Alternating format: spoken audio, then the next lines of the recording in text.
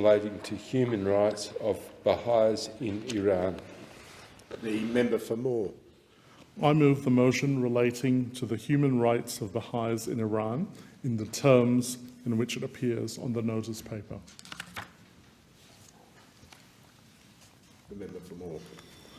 Mr. Deputy Speaker, on behalf of the Baha'i community in Australia, I move this private member's motion calling for an end to the systematic persecution of Baha'is in Iran.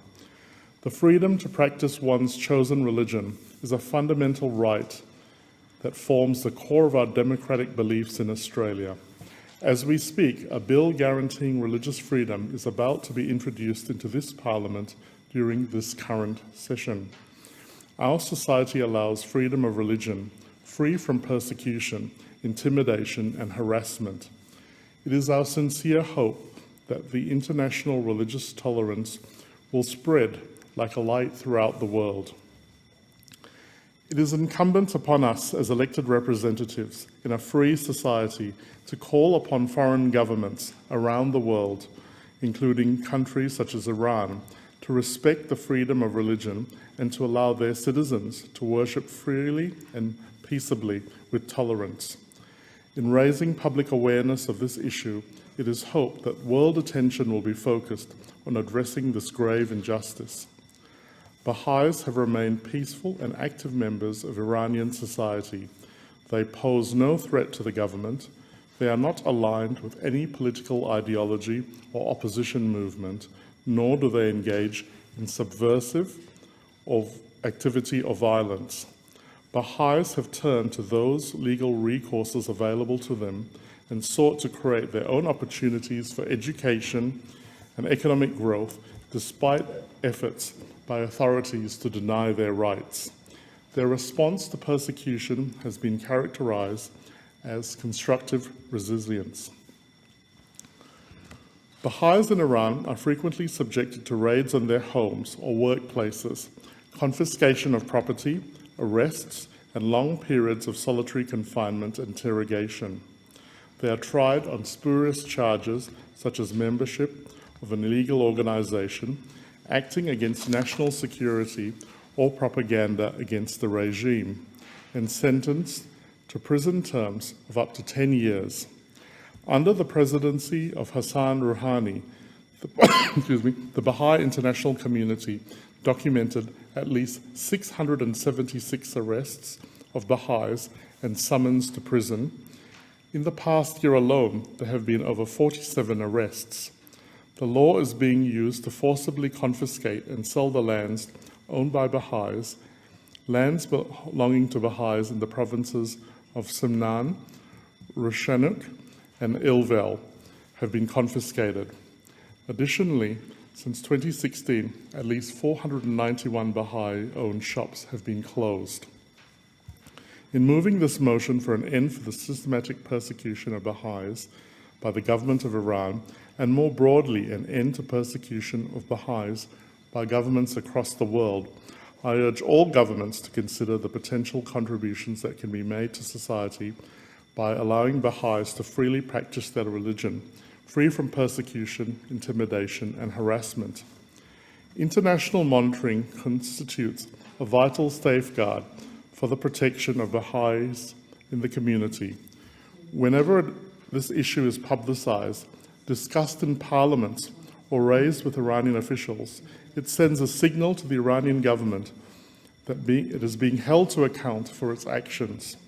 We call upon the Iranian government specifically to allow Baha'is to freely practice their faith and not be subjected to arrests and imprisonment for their beliefs, to earn a livelihood, to access higher education, and not be subjected to hatred and discrimination as a result of misinformation about their beliefs. There is a strong Baha'i community in Western Australia, in particular in the northern suburbs of Perth. I have been fortunate enough to meet many Baha'is living in my electorate and also the surrounding suburbs. Through my association with the local Baha'i community over a number of years, I have observed its members as being peaceful, tolerant, and family-orientated. The religion could not be described as fundamentalist or extremist in nature. Rather, it is very moderate in its nature. As I have become more familiar with individual members and their local spiritual assembly, what greatly impresses me generally about the Baha'i community in Australia is the ability of its members to integrate and assimilate into Australian society. Is there a seconder for the member's motion? Yes, Deputy Speaker. Thank you. I second the motion, and I thank the member for Moore for bringing this motion to the House to highlight the unfortunately ongoing persecution of members of the Baha'i faith in Iran. The people of the Baha'i faith in my electorate of Wills and across Australia are deeply concerned about their brothers and sisters in faith in Iran, as they should be. Since 1979, the government of Iran has made it official policy to discriminate against and persecute members of the Baha'i community, Iran's largest non-Muslim religious minority. In 2016, the UN Secretary-General Ban Ki-moon described Baha'i as the most severely persecuted religious minority in Iran. The Australian Parliament in 2012 and 2015 have condemned the persecution and treatment of members of the Baha'i faith in Iran. And last year, the Baha'i people in Iran faced new and increased oppression through Iran's national ID program. The national ID card now requires people to identify with one of 4 religions: Islam, Christianity, Judaism or Zoroastrianism. Anyone who does not, including the Baha'i people, are denied an ID card, effectively rendering them a non-person, at least in the administrative sense.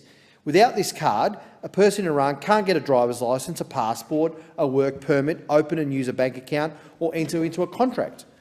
These are basic rights that are being denied to a group of people based on their religious faith.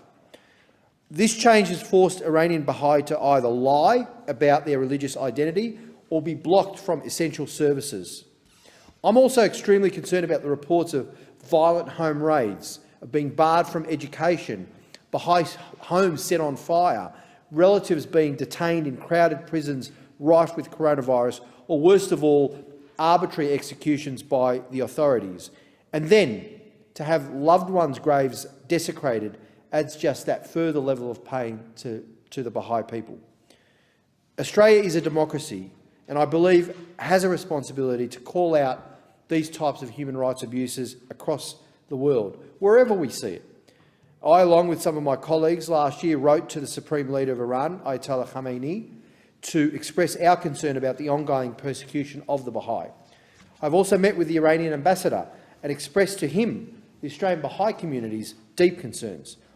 In December last year, Australia at the UN General Assembly co-sponsored a resolution which highlighted the human rights situation in Iran and the situation of the Baha'i community.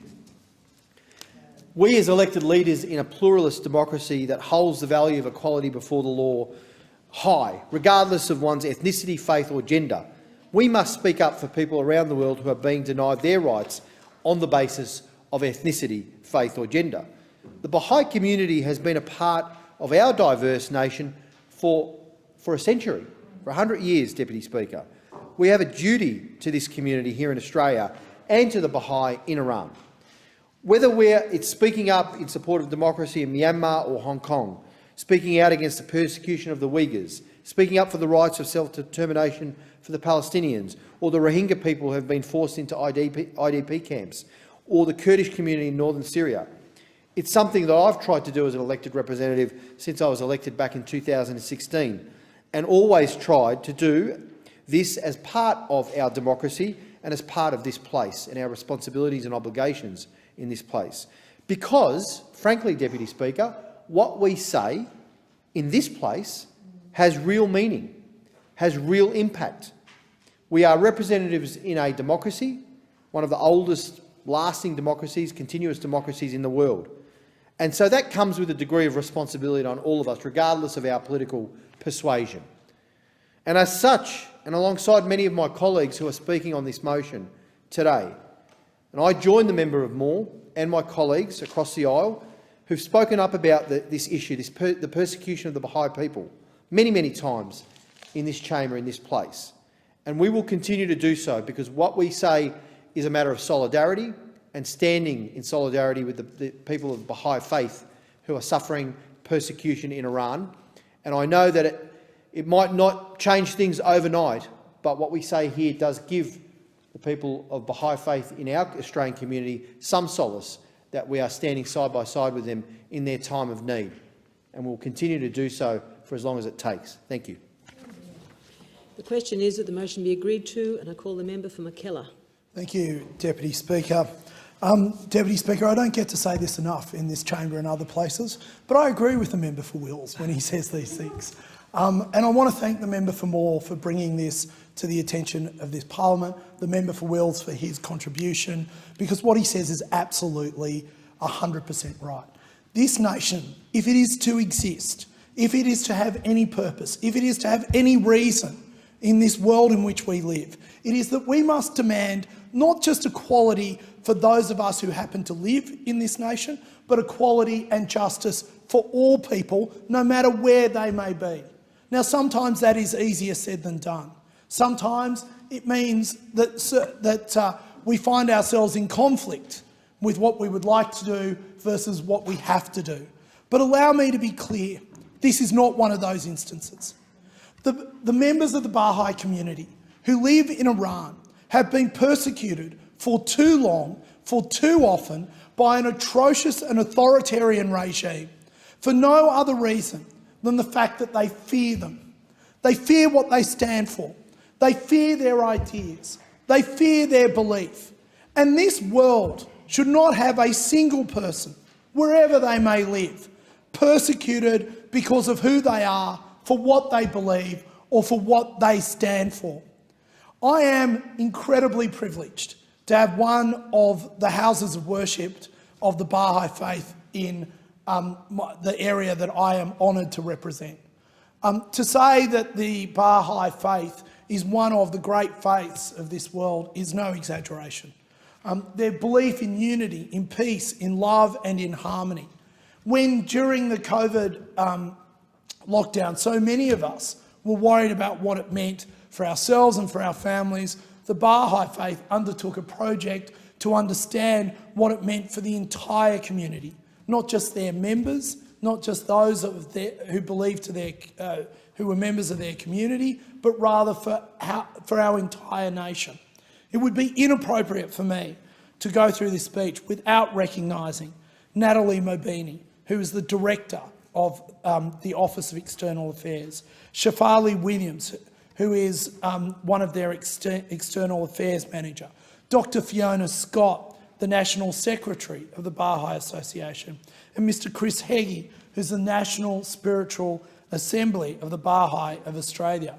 These people, along with so many others in their community, put together a program that involved and ensured that not only were their community kept together, but so many other members of the Australian community were able to make it through the isolation, through the challenge of the lockdowns and the pandemic. What would the Iranian regime have to fear from such a belief and from such actions? Deputy Speaker, you and I both know the answer to that. Authoritarians hate people who show that peace and love has a place in this world. It has always been, and thus will it always end up being. That is why what the member for Wills said is true. What we say here matters. What we do here matters even more, because we must make it clear that we will not allow people in Iran or in any other part of the world to be persecuted simply for the fact of who they are.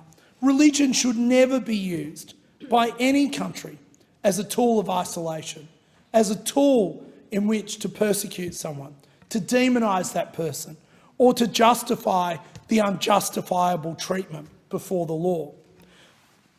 The right to freedom of religion, the right to freedom of belief, the right to freedom of expression is a universal human right that cannot be selectively observed or used by different governments when it suits them.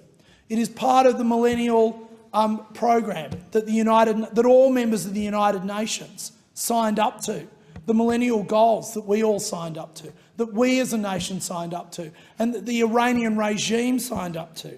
They must be true to their agreements.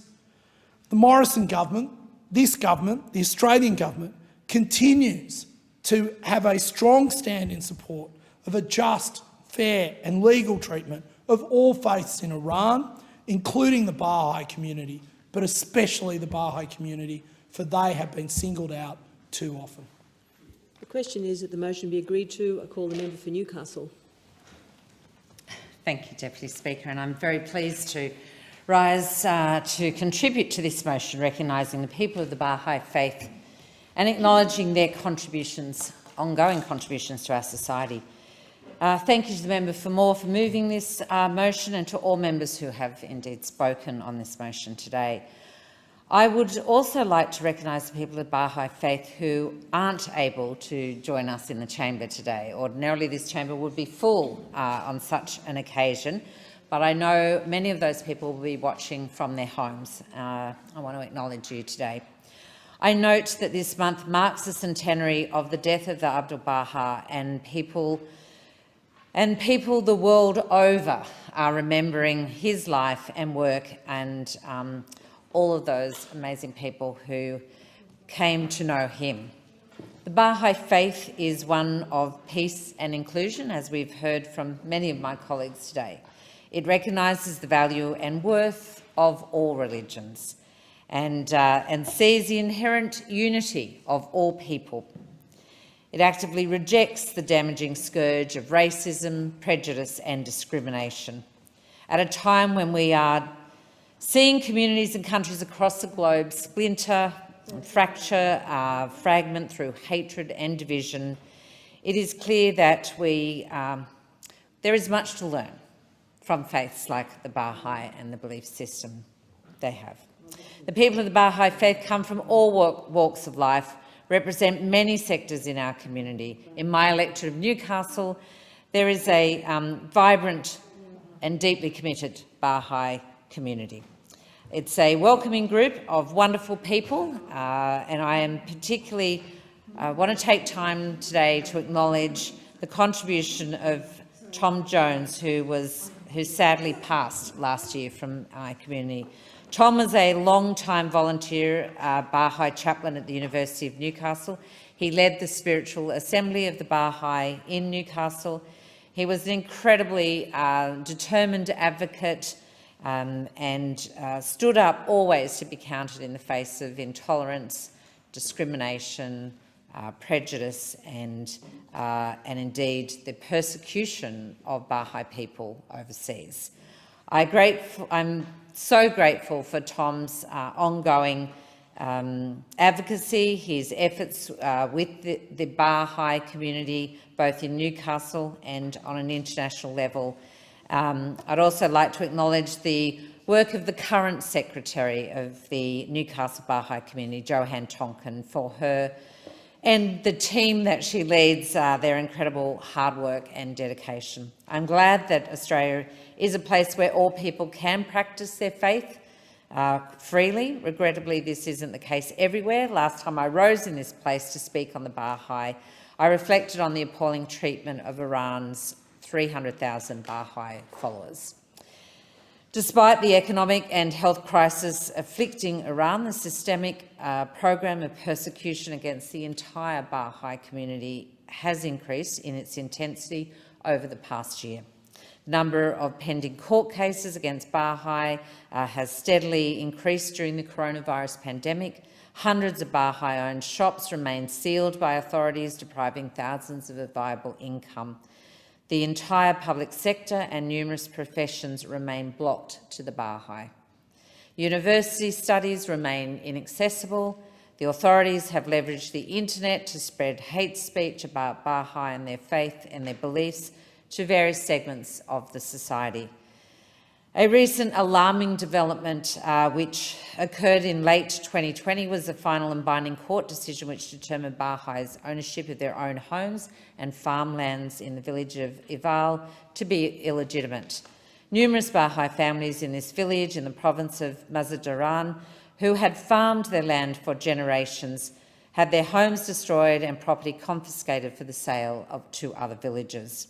In recent months, the Iranian government's decades-long campaign of hate speech and propaganda against the Baha'i in Iran has reached new levels, increasing in both sophistication and scale. Australia must always... Order. The member will resume a seat. The division has been called for in the House. The proceedings are suspended to enable honourable members to attend the division. The proceedings will resume when the Chair of the Federation Chamber is resumed at the conclusion of the division or subsequent divisions.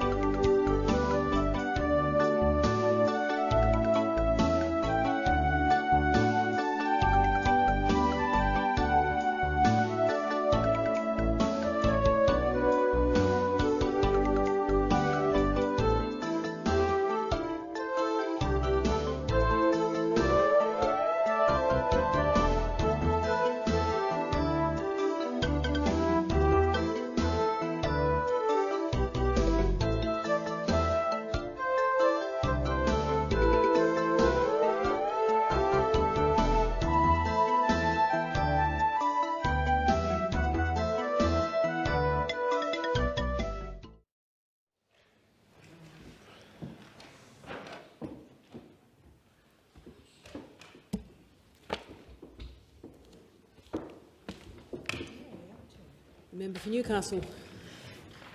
Thank you, Deputy Speaker. And notwithstanding the vile ongoing campaign I was referring to against the Baha'i in Iran, Australia must continue to robustly defend human rights of the Baha'i wherever they face persecution across the world. That is our responsibility, and that is the job we must do.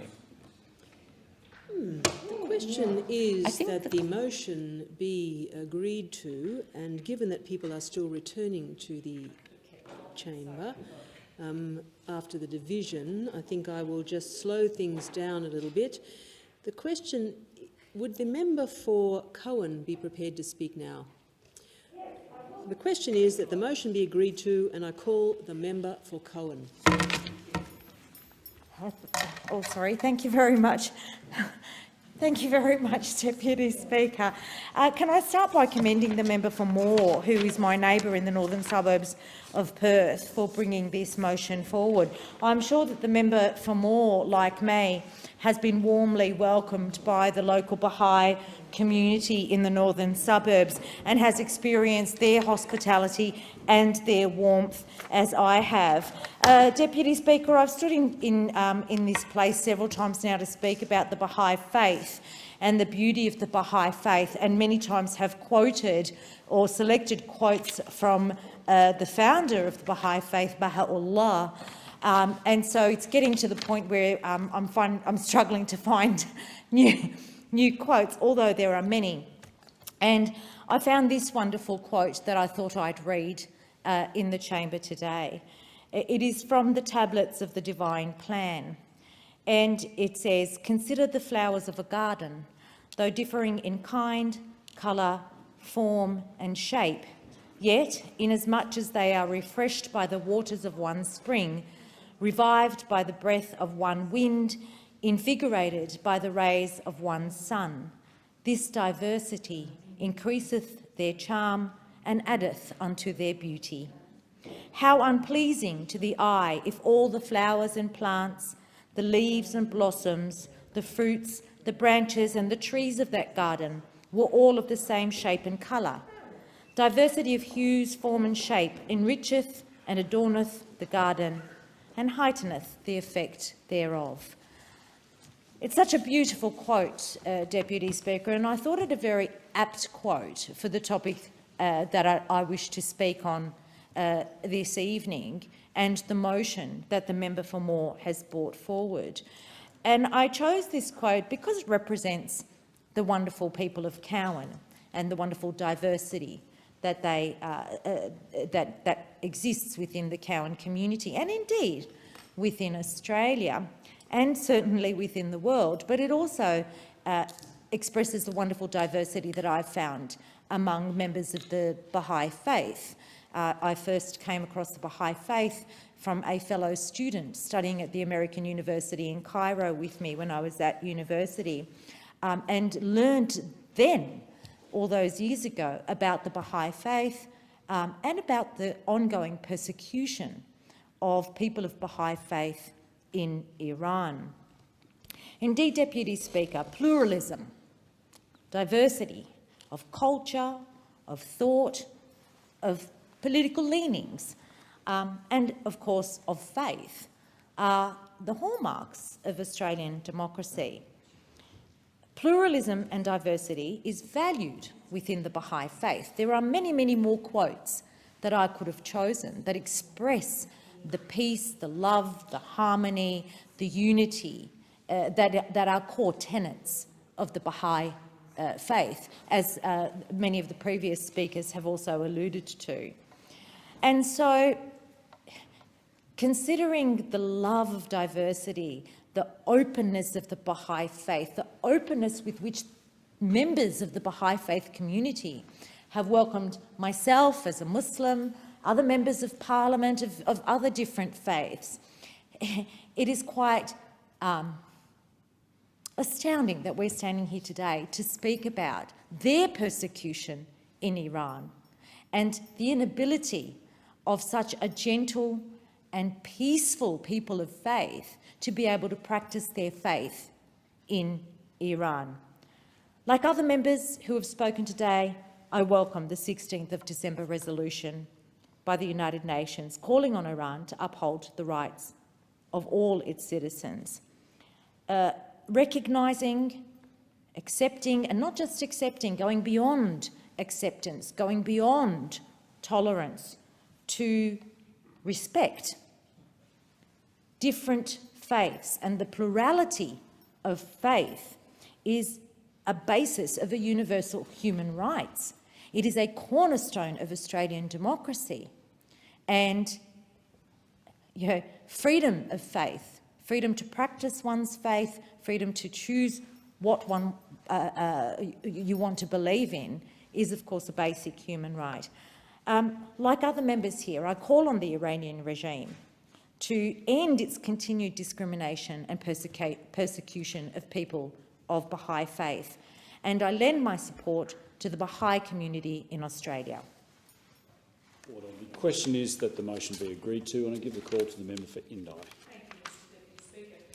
I'm so pleased to rise and speak in support of this motion today, and I thank the member for Moore for his initiative, as well as the work of many others in this place, including the member for Wills and the member for Newcastle. I'm proud to represent a strong Baha'i community on the border in Albury-Wodonga. Recently, I met with local leaders Ben Mizhagi and Vida Bayani to hear how the Baha'i community has fared during the COVID pandemic, and I was inspired by efforts throughout their community to come together and to support one another. The community held weekly and fortnightly Zoom meetings to keep in touch, to share prayers, to offer support and honour the idea of family and friendship, which is so fundamental to their lives. Ben and Vida also spoke of the timely publication of Light and Mercy, a compilation of Baha'i texts about mental health and resilience during difficult times. When restrictions eased, the community also organised day trips across the region to museums and other social events that families and friends could connect again. Ben also spoke proudly that near 100% of the Baha'i community have been vaccinated on the border, and that is just a remarkable effort. The principles of the Baha'i faith were central to this accomplishment, particularly the ideas of unity and the importance of placing the community ahead of oneself. What a beautiful message to convey to this House. I also had the opportunity to speak with Ben and Vida about this motion and the desperate situation the Baha'i community in Iran finds itself in. Bahais, who are Iran's largest non-Muslim religious minority, are routinely arrested, detained and imprisoned in Iran. The Baha'i are barred from holding government jobs, and their shops and businesses are routinely closed or discriminated against. Many are also unable to attend schooling, and those who try to organise education for the Baha'i informally are often arrested and detained too. Order. A division has been called for in the House. The proceedings are suspended to enable honourable members to attend the division. Proceedings will resume when the chair of the Federation Chamber is resumed at the conclusion of the division or subsequent divisions.